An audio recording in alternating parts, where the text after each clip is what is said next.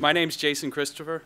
I'm the technical director of the UC Berkeley Synthetic Biology Biosecurity program. That is a real tongue twister. I'm glad to be here today and glad to see all of you with us, and especially excited to have with us our speaker today, Markus Fischer.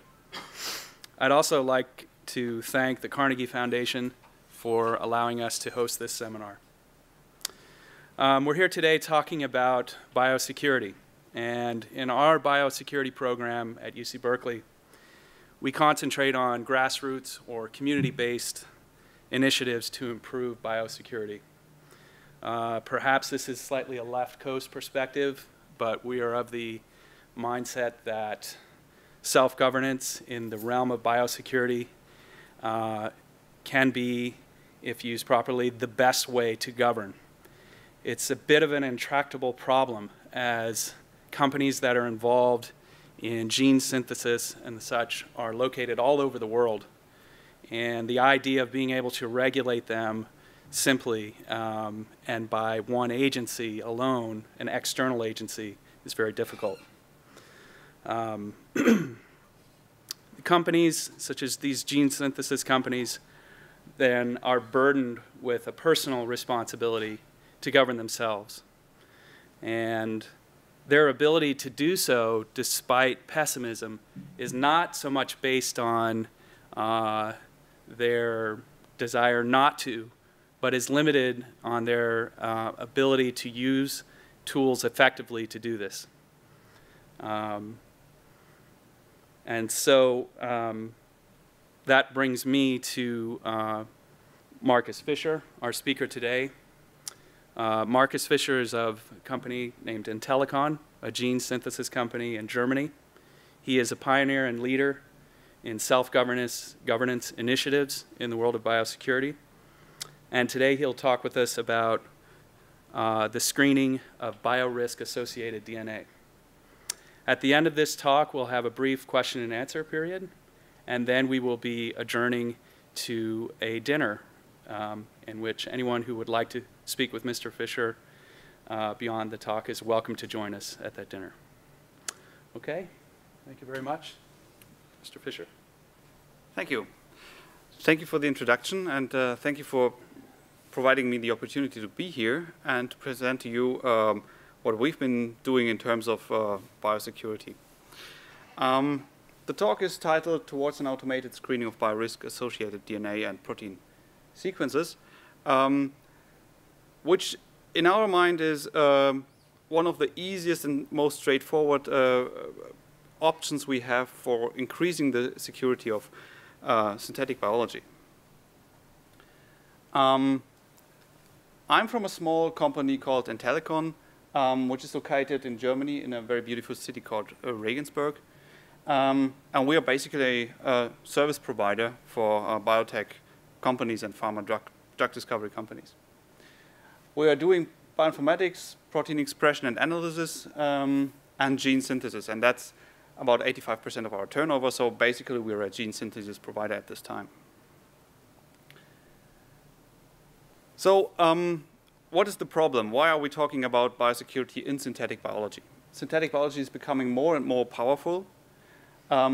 Genes of virtually any length can now be assembled, not in one piece, but probably up to 10 kb in one piece, and then you can assemble large structures from these. So it seems that people start even to order complete genomes. At first of very simple bacteria, but still the inroads have been made, and it seems that this will become more and more of a trend. People are also ordering complete enzymatic pathways. So a few years ago, people were interested in a single gene encoding a single protein and a single function. These days, it seems that a lot of people work on entire pathways that they want to reassemble in a recombinant host. The cost for oligosynthesis, the synthesis of very short DNA sequences, and for gene synthesis, so anything starting from 200 base pairs upwards to several kb, has decreased exponentially over time. So this is a logarithmic scale, and you see for for almost 20 years, there has been a trend of constant exponential decrease in pricing, which means that right now we're at a situation where a gene costs about 80 cents per base pair. And people are already talking about 50 cents per base pair, and some who are working on very scalable technologies talk about 10 cents per base pair. So let's see if that happens, but the trend is at least quite convincing, and means that these days it's very easy to get your hands on a large fragment of DNA. So basically anything such as a complete virus or viral genome, large numbers of bacterial genes, and so on. I've plotted the location of our customers in Google Earth, and as you can see, it's an international problem. So this is not limited to the US or to biotech hotspots, but it's all over the world. We have customers all over the US, of course in Europe, but also in many other parts of the world, in Asia, South America, Australia, and so on. So you see, and some of these customers are actually hard to check from a security perspective. I mean, those can be very obscure organizations and institutions in very small countries, where it's hard to really verify that this is legitimate. And of course, sequence databases are becoming better and better and more complete. And as you can see, you can get a lot of organisms of concern from NCBI, like, for example, the complete smallpox genome. It's completed, it's available, you can download it with a click and simply copy and paste it into the order form of some gene synthesis company, so to say. So it's not that easy to really get your hands on a working virus, on something that is really pathogenic, but of course it just goes to show that there should be some concern. Now, when we talk about biosecurity and the possibility of malicious intent, what are the reasonable countermeasures? One thing we could do is have some kind of checking at the level of commercial manufacturers, because these manufacturers are natural choke points. It's these days much harder to synthesize DNA completely on your own than simply order it. So we could screen incoming DNA synthesis orders, and that would basically be done with a homology-based approach. So what we want to do is efficiently detect DNA and protein sequences that have an associated biosecurity risk. So this very abstract definition actually goes beyond just virulence factors. So some virulence factors might not even be of concern, whereas other sequences that are not related to virulence factors or even prokaryotic genomes at all might be of concern. We want, of course, a very low possible rate of false negatives, otherwise the whole exercise becomes futile. But then we want the lowest possible rate of false positives, because otherwise screening becomes very expensive. The amount of data you have to filter through and some human editor has to review before you can be sure that you don't have a false positive is then prohibitive. And if possible, we would like to screen DNA oligos as well, so very short DNA fragments, anything from 35 mirs to larger DNA sequences. Because in the end, if you don't want to order the complete gene, you can still order DNA oligos that cover the gene and assemble the gene from them. Which means if you don't screen for DNA oligos, you open up a certain pathway for malicious intent.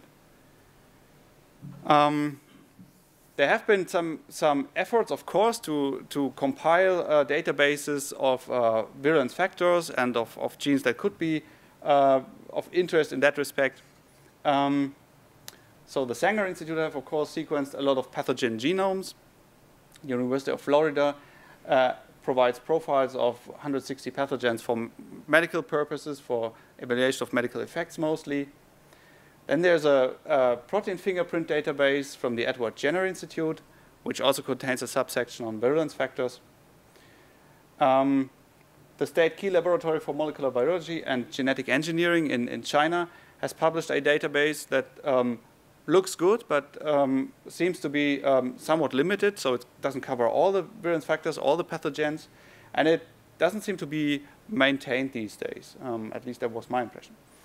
And then the Lawrence Livermore National Laboratory has a database, MVirdB, that contains virulence factors, which was a large exercise in just compiling these things, and Tom Slezak is actually here, who has been involved with this work.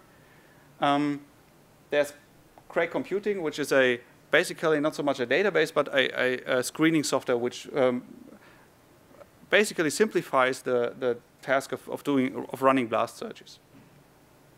And the Los Alamos National Laboratory has a toxin and virulence factor database. But all these databases are excellent, but they don't. I mean, some of them are too complete, so they contain whole genomes. Others are too limited in that they contain certain aspects of virulence factors or certain parts of sequences. Whereas what we would need is a database that contains just the sequences that are associated with a biosecurity risk, which of course is a very vague definition. The question of homology screening, and I will skip basically over this, is basically solved. You have very excellent homology detecting tools like BLAST and other tools, related tools, and those have been optimized for many years and work very fine. So once you have a database, the question of whether a gene is in that database or a homologous of this gene is in the database is more or less trivial. We've designed something similar. This is basically just a screening software that allows you to run the BLAST search and then do some evaluation of the results. The real question then is how to get the reference database. So how to get the set against which you run the BLAST searches. You could use whole genomes, but of course it's impractical. It's just that too many false positives are created.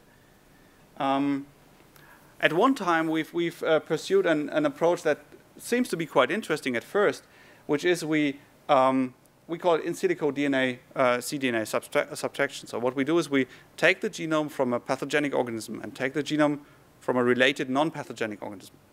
And we look at all the genes. We do a homology search, basically, or a BLAST comparison, and we look at all the genes that appear in one but not the other. The rationale behind that being that all the genes that are just in the pathogenic organism are probably related to the functions that are required for the pathogenicity. However, it turned out that this does not work.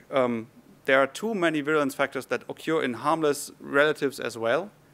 And there are some genes that are not really virulence factors, or quite many genes that are not virulence factors, but that are unique to the pathogenic organism. So it's basically, we found it impossible to have a situation where we can separate the effect of high false negatives and high false positives. It didn't work out. So the next idea, of course, is then to look at experimental validation. So what we need is to get back to the humans that really evaluated whether something was a virulence factor or not. And you could have a manually created list, which of course is fine, but at this time at least nobody's really willing to do this or pay for this. And the next thing then would be to have an automated processing of what is in the literature, because eventually all the virulence factors have to be identified on the basis of experiments, and those are published, so it makes sense to look at the literature. And what I want to present to you today is our approach to making sense of the literature and to processes in an automated way so that we can get the identification of virulence factors from it, at least for an initial data set. I'm not saying this will be perfect, but at least it's something from which to start then and have human editors step in. So what we have in mind is that we use text mining and analysis of existing publications on genes from pathogenic organisms, isolate annotations that identify virulence factors, annotate a repository of complete genomes of pathogens, which can then be edited by scientists from the field. And this would be an iterative process. So we would go back and forth and have text mining, identify relevant virulence factors, then have these sets edited. And then we can use the edited sets, which are of higher quality, to improve the text mining, which is based on machine learning. So the better a training set we have, the better the results will be. And in the end, take this database and use it as a reference database for the homology search. I will skip over that. That's just the repository we are planning to provide as a web application where people can edit and annotate virulence factors. But again, that is somewhat trivial. The more interesting part is actually the classification. So we have a classification problem. We want to see whether a given gene is a virulence factor or not, or is a gene of concern, depending on the abstracts that we find for this gene. So this is a typical classification problem, which is somewhat complex because not all virulence factors may be a problem. Some may not be usable for malicious activities or even not be hazardous. Other genes and even non-transcripts may be positive, so we might even deal with regulatory sequences.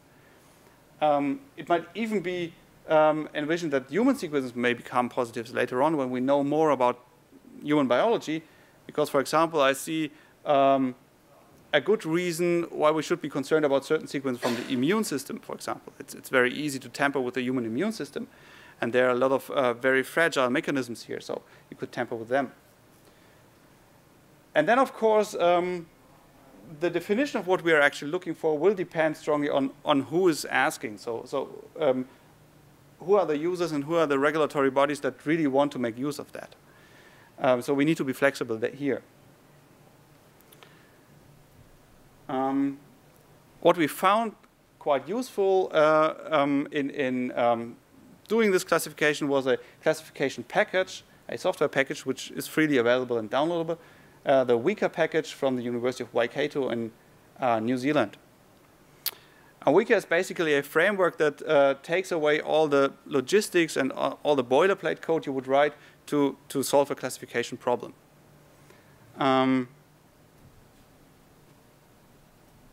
So what it does is you provide it basically with a table, something like a CSV table, a comma-separated data format, where you provide instances of a given class.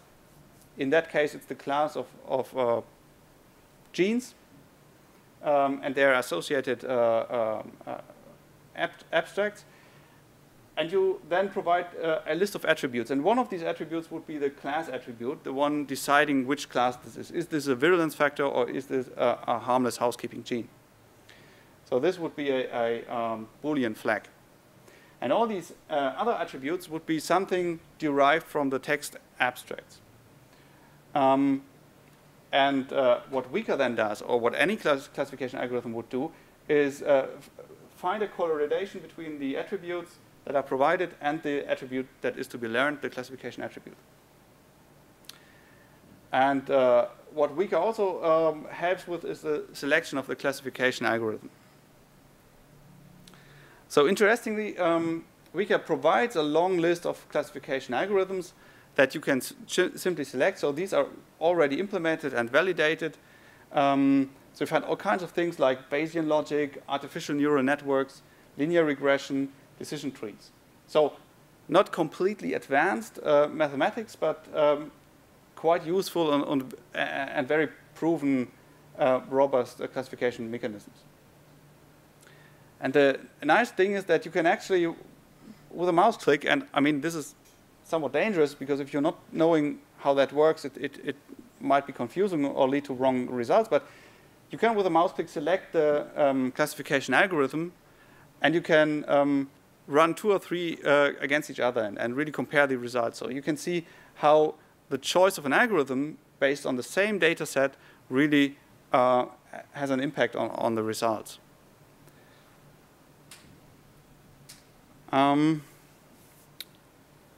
So how do we go about this? We have Weka, we have a classification package that can do the classification work. we now have to provide the attributes. So we have to go to the abstracts and look at them and derive attributes from them that allow the classification to really work. So what we do is retrieve abstracts from PubMed that are associated with a given DNA sequence based on the gene identifier, gene name, accession number, protein name.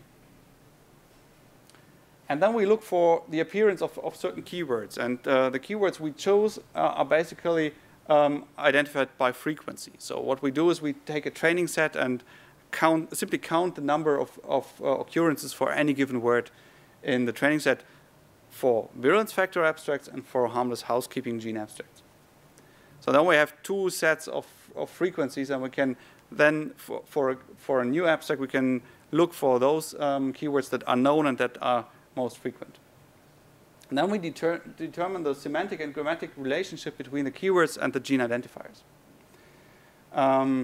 That is the distance, so to say, between the keywords and the gene identifiers. But distance not meaning just the count of characters in between the two, but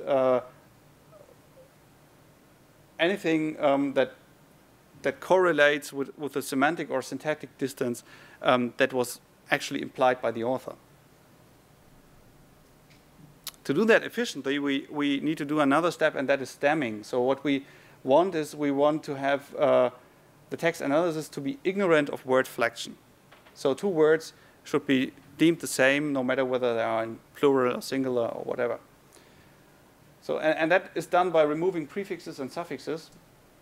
So like all these words would be stamped into the four-letter word stem. There's a well-known and actually de facto standard for stemming, and that is the Porter stemming algorithm. Dr. Marty Porter has developed that in the 80s.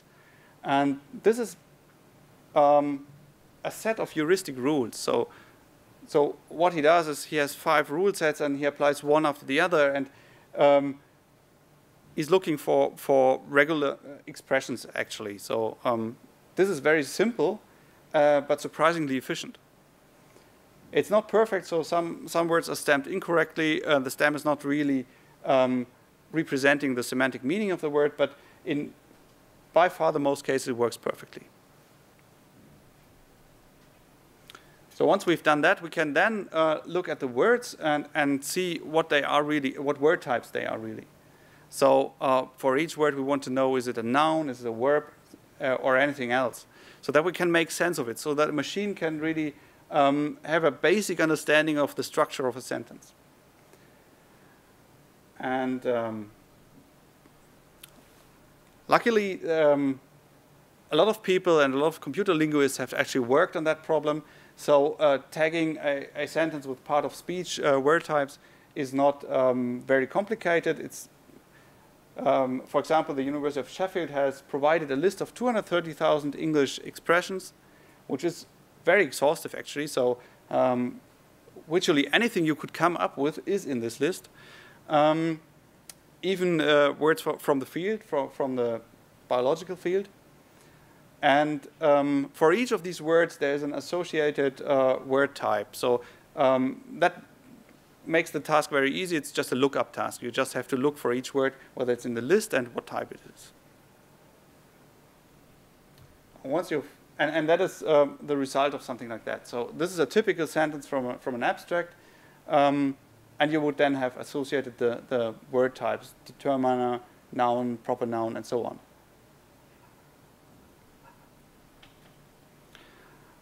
So once you know the word types, it's relatively easy to deduce the syntactic or grammatical structure of the sentence.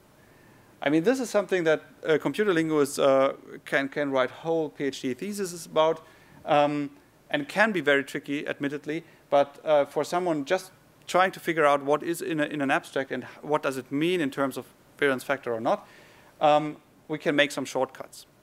So we've implemented our own algorithm which works robustly enough to make sense of most abstracts and of most sentences. It's definitely not perfect from a linguistic perspective. So in practice, I should actually use that. In practice, what we have in terms of a typical abstract or a paragraph from an abstract is this. So we have highlighted the gene identifiers. So this is the gene name, and this is the protein name. And then we have highlighted the keywords that are simply identified based on their frequency in a training set. But that works well. So in this case, it's about a virulence factor, so a lot of virulence factor related keywords come up, like infection, disease, wild type, inoculation, so on. So basically what we want to do is derive attributes, numerical attributes, based on the gene identifiers and the keywords.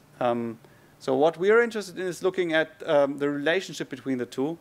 Are they in the same sentence? Are they in the same main clause?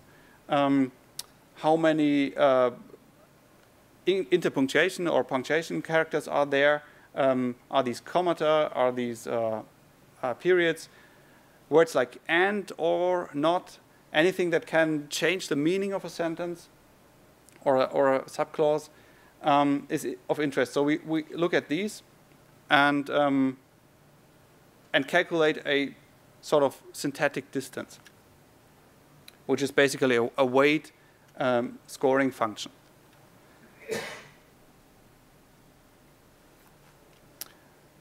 So to recapture what we do, the process starts at the pre-processing, cleaning up the documents, the texts, removing invalid characters, and so on. Then the stemming, the part of speech tagging, and once we've done that, we can do the syntactic parsing and derive then attributes from that. So what we've done initially, and it has turned out that actually the question of how to get to training data, valid and solid data, was a very difficult one, as it usually tends to be in bioinformatics. We've looked for known virulence factors that have been confirmed, and those were from the VFDB from China, and 1,000 related abstracts that were about these genes. And then we've looked for 19 housekeeping genes and the abstracts that are coming with them. The problem here being not so much identifying virulence factors, but housekeeping genes, actually, because you absolutely have to avoid a situation where you use housekeeping genes from different organisms. They have to be from the same organism. Otherwise, the classification learns the difference between organisms, which we don't want. So what we want is, if it's from the same organism, is it a virulence factor or a housekeeping gene?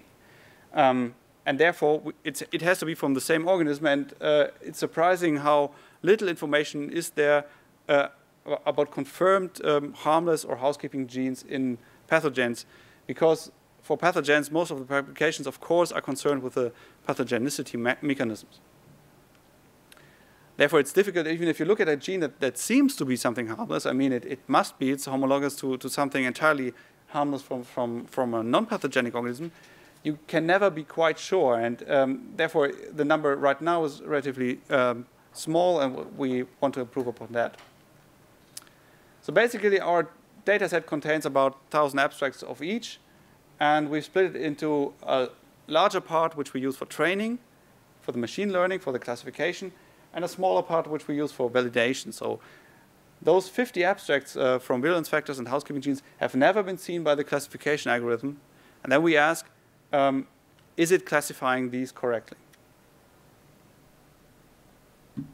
Oh, that has slipped in between. That should actually be before the other slide. So the other thing we do is we remove common English words from the text, so that we don't end up with keywords like the, and, or, and so on. And there's a nice compilation of the 1,000 most frequent words in the English language from the University of Leipzig. So they have done compilations for all kinds of languages and all kinds of sets, so you can get the 100 most frequent, 1,000 most frequent, and so on. Subtracting the 1,000 most frequent words is actually quite efficient. It removes all the standard common English words.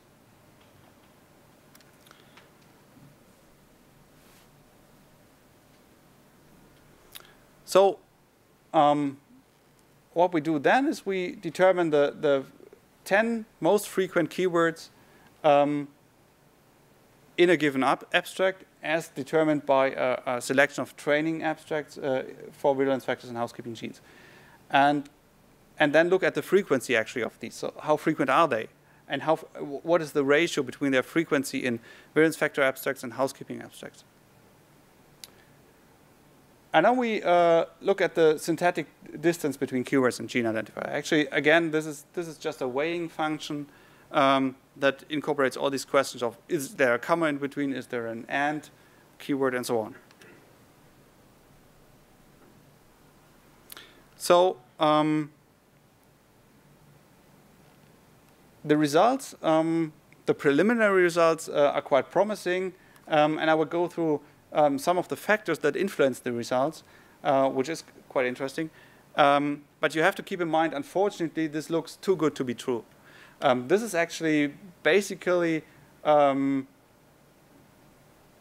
mean, the data set is very small, and we feel that we haven't a decent data set on the housekeeping genes. So the problem there being that all these housekeeping genes, I mean, it's just not 19, and all these abstracts are probably correlated to some extent. So probably we're training here something that is not entirely just the difference between virulence factors and housekeeping genes. By the way, when I use the term housekeeping gene, this is, of course, blurred language, because we are not looking actually for housekeeping genes in the biological sense, but for genes that are not of relevance for pathogenicity. It's just a nice term, and everybody seems to understand what we mean with that.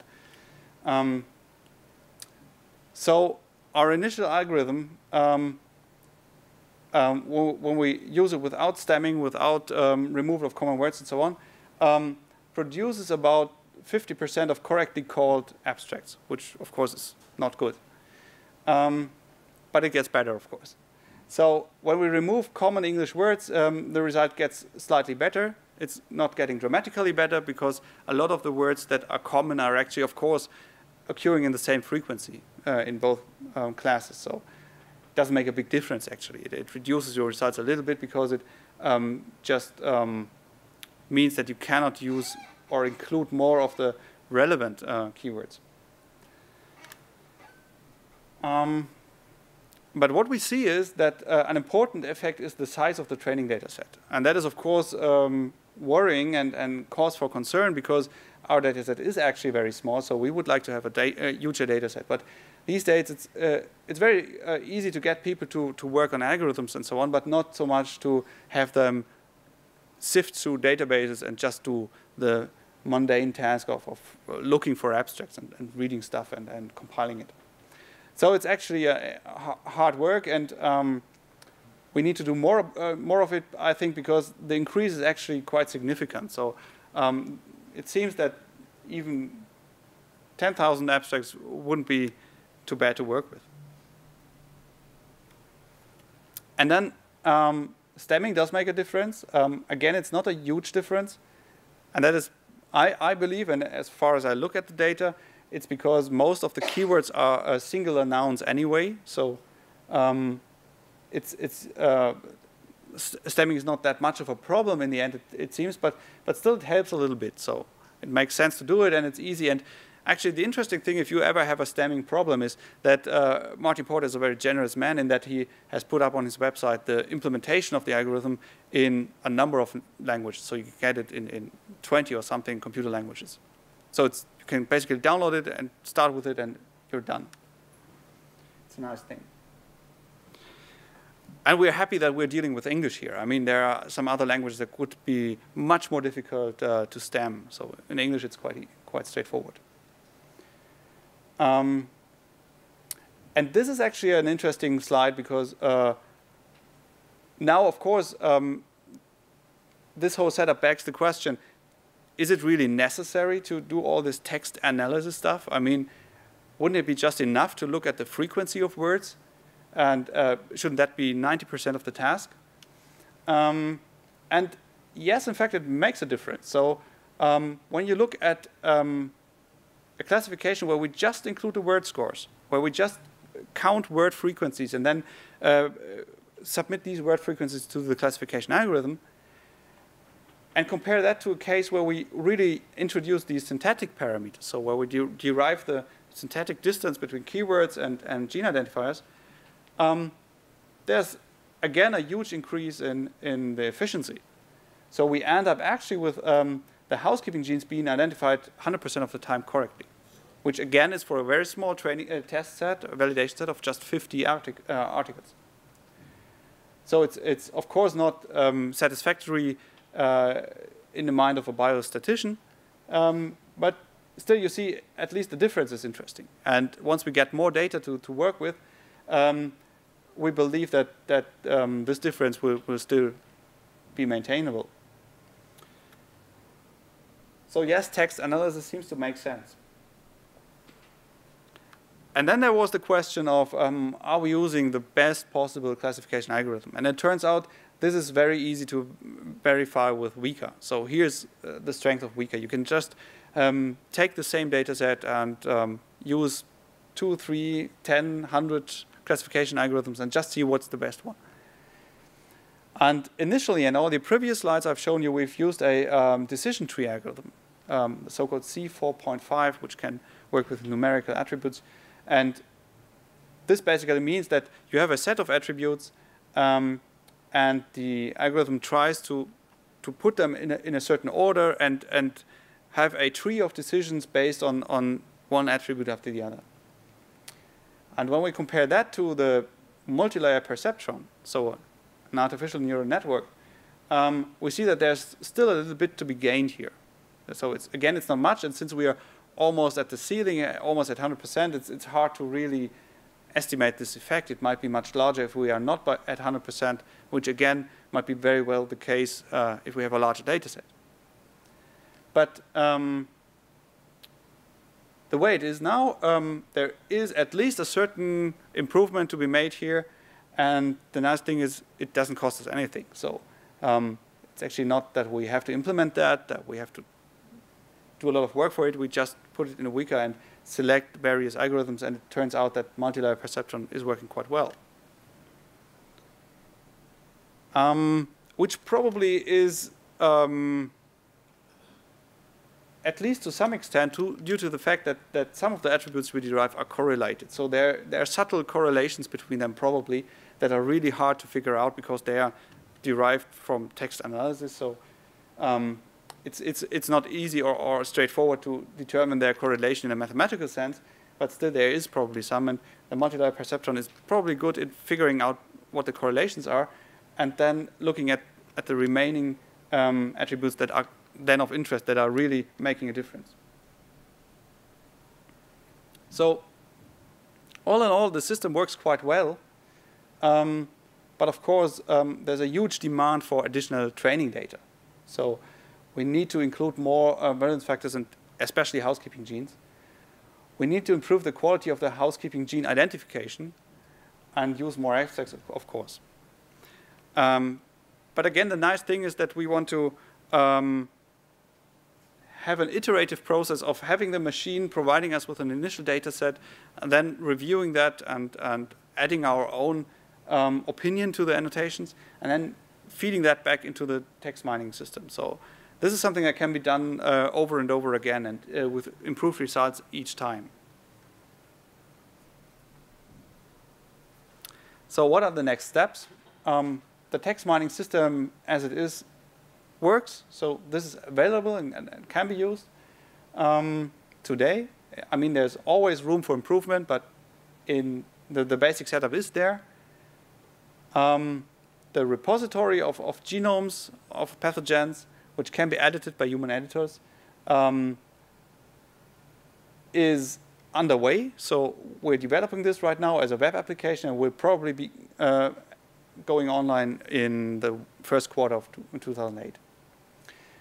And then the resulting data set that we intend to derive from that is supposed to be finished, or at least the first version at around mid of 2008.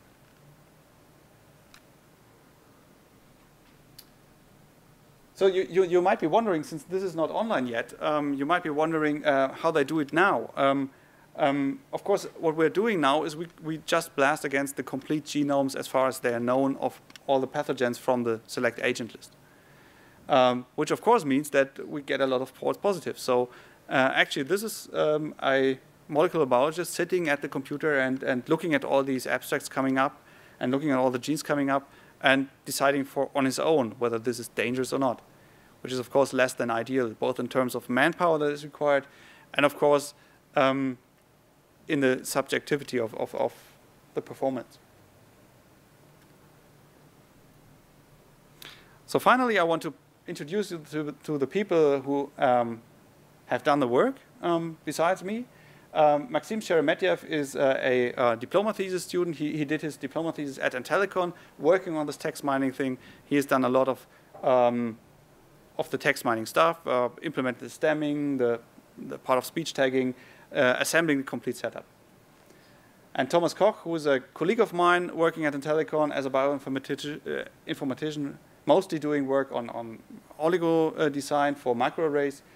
But he's also helped in supervising Maxim, and has some of his ideas have been introduced into the system. So he's had quite a bit with the architecture. And of course, I've been involved, so I'm doing together with Thomas most of the bioinformatics stuff at Telecom, and yeah, we three have. So basically, this is a three-person effort, very modest at this stage. And we definitely hope that this can be translated into a huger effort at some point in time when the system just becomes more efficient. That's it. Thank you very much. Are there any questions that people would like to ask Markus?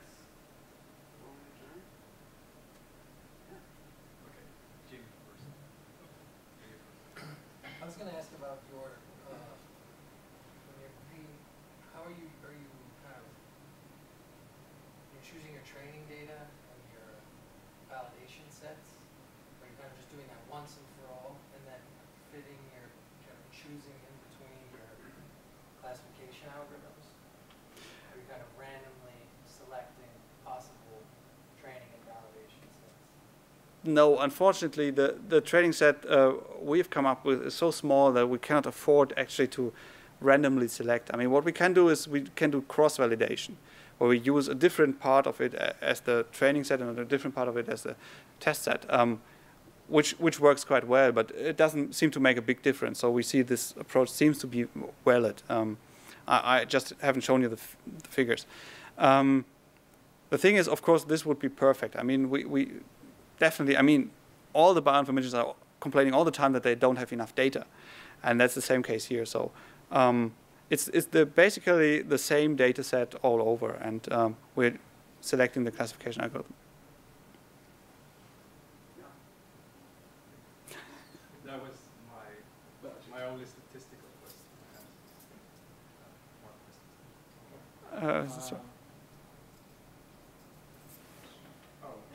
So in assembling your training data, what are you basing the classification into virulence factors or housekeeping genes on? Is it the fact that a gene is in the FTD that makes it a virulence factor? Or do you actually do some hand curation to make sure that those classifications are accurate? We use manual curation, yeah. So what we do is, of course, we look at first at the virulence factor databases, and in that case, the VFDB. But then, of course, it's very important to look through all the genes that come up and select them manually, because there is still, it's not perfect. And I mean, with such a small data set, you really want to make sure that you at least make no mistake at that level. So we try to do that.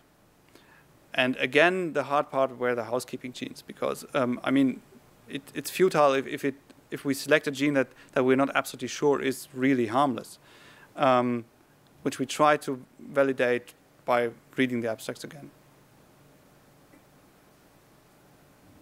Markus, could you repeat his question before you answer it so we get it on the... Oh, sorry, yeah. Is it easy to buy a DNA synthesis machine, and like, so is it easy to buy it, and how expensive are those machines? Because this would work well if you have people really have to order sequences, but how easy is it to buy one yourself? Okay, so the question was how expensive are the machines for gene synthesis, and how easy it is to buy them. That's a good question, actually.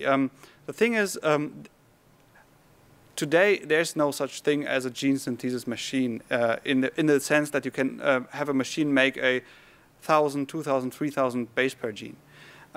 What you can do is have oligosynthesizers in-house that are very small and maintainable machines that you can even order today from eBay, because a lot of universities are outsourcing their oligosynthesis. I mean, nobody's doing it in-house anymore. It's just an economy of scale that most are ordering it.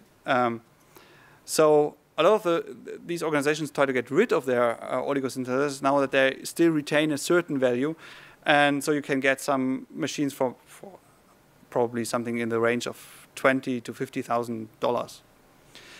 And that would allow you to make oligos of about 50 to 100 MERS. So 100 MERS is probably even quite ambitious, but 50 MERS is reasonable. And then you can assemble genes from that. But if we're talking about biosecurity and malicious intent, I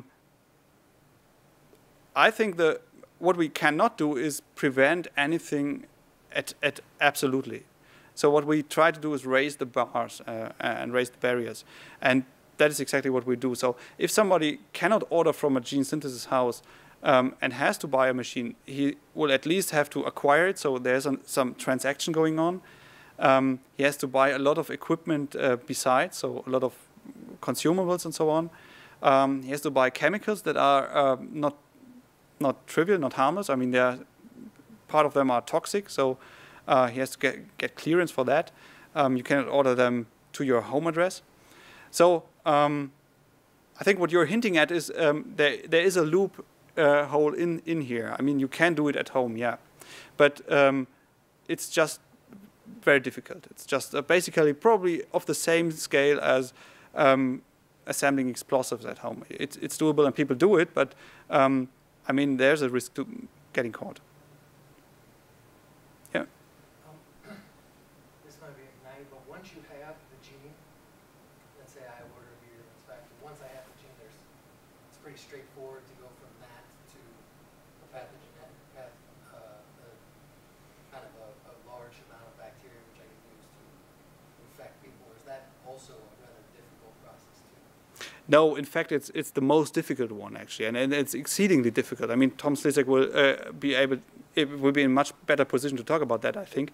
But it's extremely difficult actually. So this is actually done at a very early stage. So right now our perception is that there's no immediate or imminent risk that somebody is doing that actually ordering a virus or bacteria genes and making a pathogenic organism for purpose of terrorism, for example.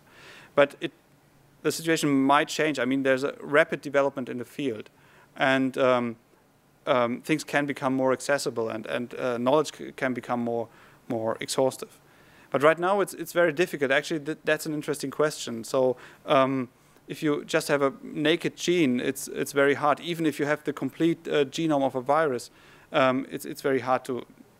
I mean, the synthetic biology people like to talk about it in terms of booting the organism. So you have the genome and you want to have the organism, and it's very difficult to do. Yeah. So a few questions. If I order something 5 KB sequence, what's the time to deliver that you have to make? It's about 4 to 5 weeks, something in that range. So also for security, do you have to keep track of this or to official? Okay. If someone come 5 years later, So. made this sequence. So you're talking about, the question was whether there's some demand or requirement to document this and keep track of it. No, in fact, no. There is, I mean, the regulation right now, both on the local national level and on the international level, is virtually non-existent. I mean, there's export regulation, there's some things are clear what you can export and what not. But again, this has been designed in a time where gene synthesis wasn't really on the radar. So this was, people had in mind then complete organisms and all the regulations about complete organisms. So there is some wording in it for, there's actually a international effort called the Australia Group, where a lot of nations got together and agreed on some export regulation.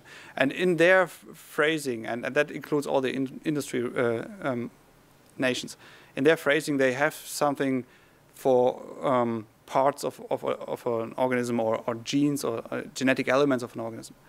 But that's the closest we can get to regulating gene synthesis. Apart from that, there's no requirement actually. But of course, we keep track of the sequence we do in-house, and I think all the other companies do as well. So, I mean, with a look at the forensics, it's of course conceivable that once there is some kind of incident, you can go around and ask, did you have that sequence? Have you done it? Have you made it? And probably there will be an answer. Yeah. Would it be possible to sort of barcode every gene that you sort of produce with an extra number of nucleotides so you can identify where it comes from? That's an interesting question. So the question was whether we can barcode genes so that it can be identified with extra nucleotides built in there as a sort of barcode. That has actually been proposed by a few people. So people have thought about it, and the elegant thing would then, of course, be that you can very rapidly, if there's an incident in the field, you can very rapidly detect whether this is actually something synthetic and whether it's coming from an oligo or DNA synthesis house. So far, it's not being done, and there's a certain level of concern, of course, by some customers that there's an additional information in their gene that seems to be a problem in terms of confidentiality, and then maybe even in terms of the biology. So those additional nucleotides could interfere with the biology. But then, of course, there's another important practical question, and that is it's rather easy to splice these out. So with a very simple operation, you can remove them from the gene again. So once you've received the order, and they cannot be somewhere in the middle, or there can be no such thing as a watermark. The question is then, you probably have to keep that a secret so that the person ordering it doesn't know that it's in there. Okay? This is very interesting. Have someone suggested, of course it will be hard commercial, instead of you testing the sequences, putting all sequences in public. So, and then let the public or someone else validate and see if they're at risk. Okay, so the question is, was there an effort to make all the sequences public? Is there the suggestion to not have the gene synthesis companies look at them, but the public?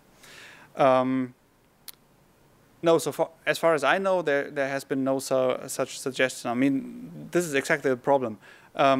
Basically, the gene synthesis industry has been created to meet demands from the pharma and drug discovery industry. So virtually all the sequences we get are confidential and are really very indicative of what a particular organization is doing in terms of research. So once you have that requirement, the market will break down, and you would have a very small market slice only for academic customers and so on. So basically this would, where I see it, destroy the gene synthesis industry, and everybody would then go to do it in-house, which basically wouldn't improve the security situation much. I mean, there has been a suggestion to create some kind of clearinghouse where, for example, every company would submit their sequences to the clearinghouse, and they would have a very secure and well-maintained and confidential database, run their searches, and then communicate back the results, which would have the added value of correlating gene orders. So, for example, if someone is ordering small oligos to synthesize the gene himself, he would probably be clever enough to split these orders between various companies. And then a clearinghouse could then make correlations, but of course, integrating over all oligos ordered worldwide in a single day is a huge task. So probably the technology for that isn't there yet. But of course, it could be done. I think it's not impossible to do. I have one single last question. Okay. By giving this talk, are you making it easier for someone to hack your system? Okay, so the question is whether we disclose something by giving the talk that makes it easier to hack the system or tamper with it. No, I don't think so. In fact, what we have in mind is to make this open source, not the database by itself. I mean, the database might be quite sensitive, but the software itself, because I think, I mean, there's the saying in the IT sector, some people try to establish security by obscurity. Simply by not disclosing their code, they think it becomes more secure, which is, of course, debated, and there are strong arguments against that. And basically, whenever that has been tried, it has failed, because someone with malicious intent will invest much more energy into this, finding the loopholes, than the good people looking at it. I mean, what is the incentive for a bioinformatician who has a lot of other stuff to do to find the loophole in this system? But of course, if it's open source, he can download it, use it for his purposes, and maybe he will come across something that is implemented wrongly. The other question, of course, is what to do with the databases. Are they to be kept confidential or not? And I mean, so far, what we do is we assemble data from public sources anyway. So those are, there's nothing in there that is not in a public database anyway. But of course, it could make it easier for someone to just, this is a one-stop shop for terrorists or something. Just could be easier for him to go there and download the sequences and see what he can do with them. So I think, of course, it makes sense to have a certain level of security. So people that have access to the system would, of course, be authenticated, validated. They have to show credentials and so on.